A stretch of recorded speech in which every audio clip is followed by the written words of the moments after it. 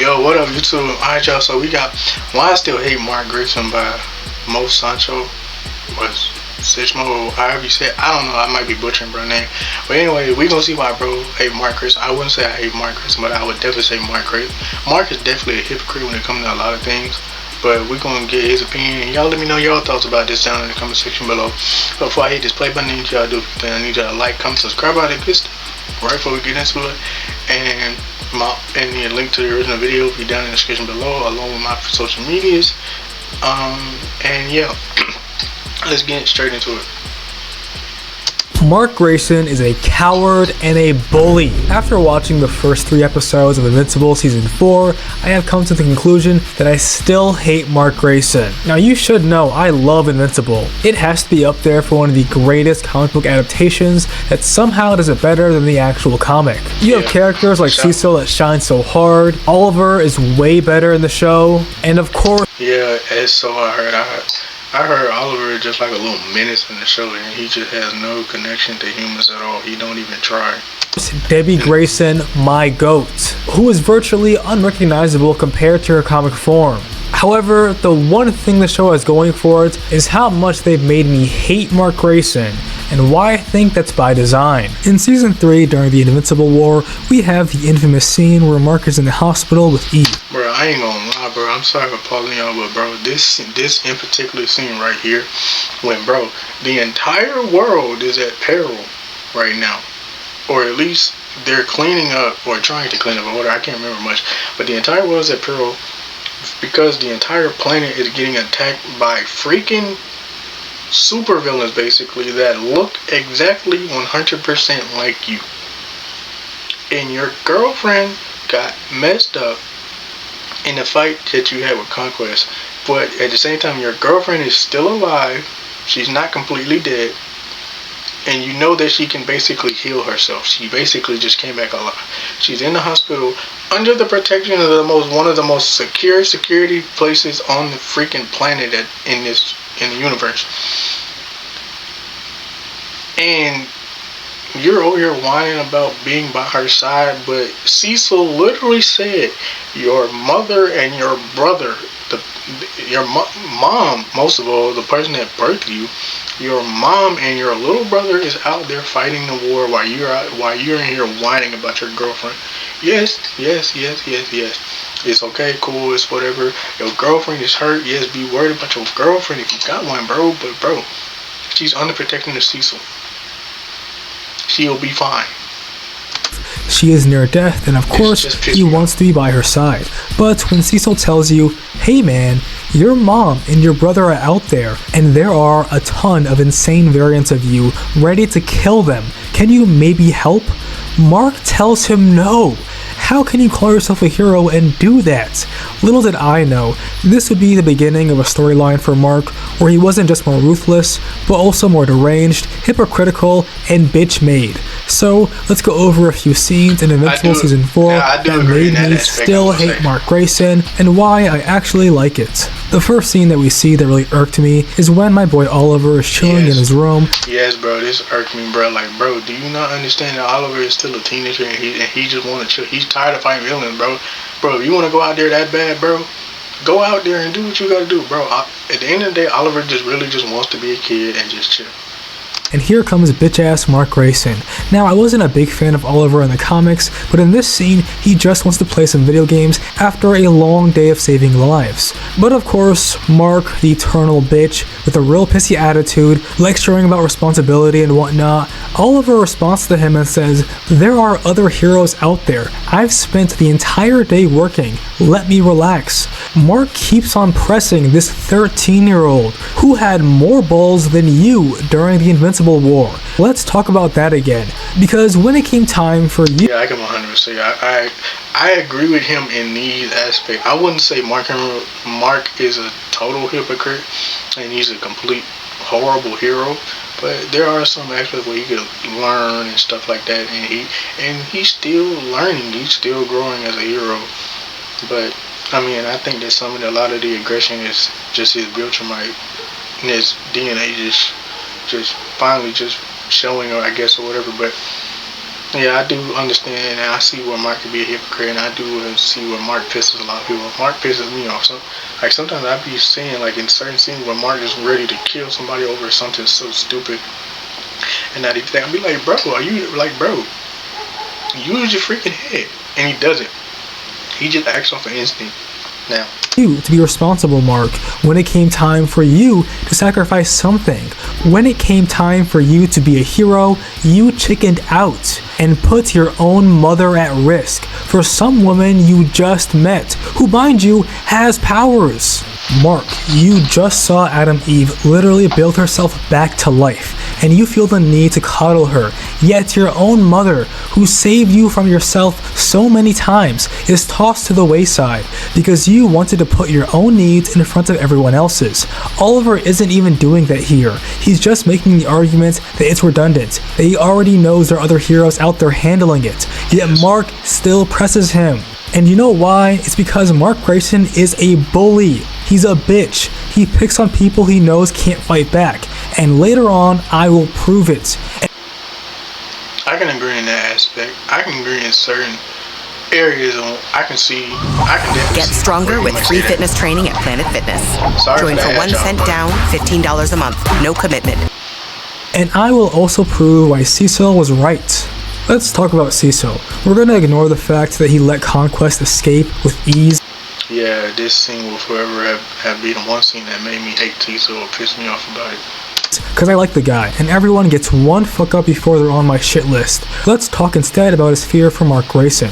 While I think his fight with Mark last season was handled poorly, I can understand why he did it 1000%. Mark has shown himself to be a bully and to pick on the weak. If you don't believe me, let's go back to the previous season, where Debbie tries to be a decent parent and this 13-year-old shithead, who now has powers, tries to belittle her. She says, "Go inside, you have school tomorrow." And what does bitch-ass Mark Grayson say? "Make me." To your own mother, man. You're willing to bully your mom. Debbie, of course, does not play into this child's game, and because Debbie is the best character, she chews him out. And yes, bro, I love Debbie, bro. I'm so glad she didn't just let her son do it just because you're a freaking villager, man, and you have powers now. I don't care, bro. I'm your mom, bro. You is not bro. You ain't finna talk to me like that. I don't care if you got super strength. Get your butt inside, bro. Instills good morals at the same time, saving him from himself, protecting him from being the other Marks we saw.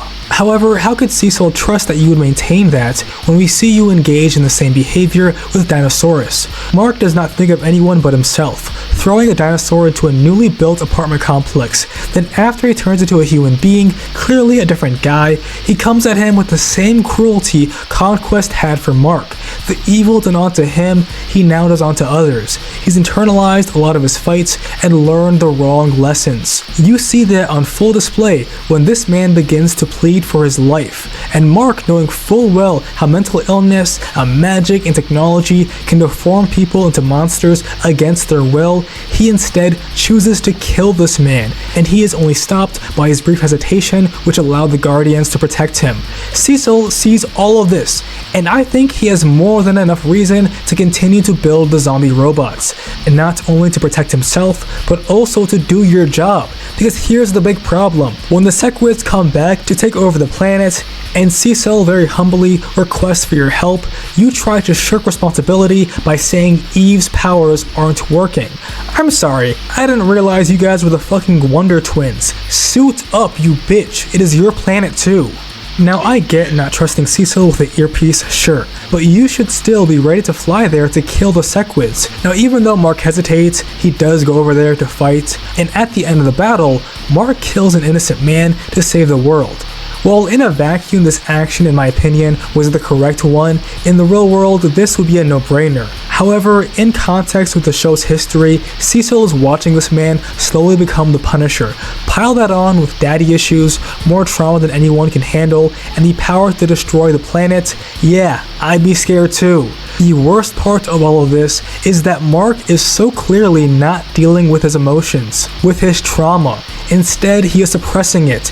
It comes out in his insanely reactive emotions. Let's of course talk about what he did to Titan. Overall, Titan is a character I like, even though I think he can be an idiot and is also somewhat scummy. For some reason, I like the Kingpin type characters. However, in the previous seasons, we see Titan manipulate Mark to gain power. Mark, of course, is upset at this. He even almost dies from this. Battle Beast is like that. I don't blame him. Then somehow Titan gets him in another situation, abuses Mark's kindness, and he almost dies to a dragon. Of course, I'd be even more upset at this. However, even after all of that, we learn that Mark and Eve still do business with this guy. That makes zero sense. You know he did you dirty. You know he's a criminal. You know how strong his ops are. If you know all of that, and that he would put your life at risk, why would you show up when he calls? Of course though, Mark does not show up when he calls. No, he sends his 13-year-old brother to do a man's job. What happens after Oliver is clearly not qualified to handle the work Mark knows he could barely handle? Well, of course, he gets hurt. When Mark finally gets off his ass and goes to help his brother, who does he blame? The dragon that sliced open. Like he freaking should. Yeah, I do agree. I agree with him, but I say that I agree and I don't agree. I agree in the sense that a lot of this stuff Mark does is stupid. Mark does only care about himself. Mark is low-key a bully, but at the same time, I feel like again there's a lot more room for Mark to grow, and I'm pretty sure Mark grows more as a hero and as an individual as the series goes on. But I simply just feel like, yeah, Mark is a bully, but I feel like he ain't a bad hero. He just got a lot of learn.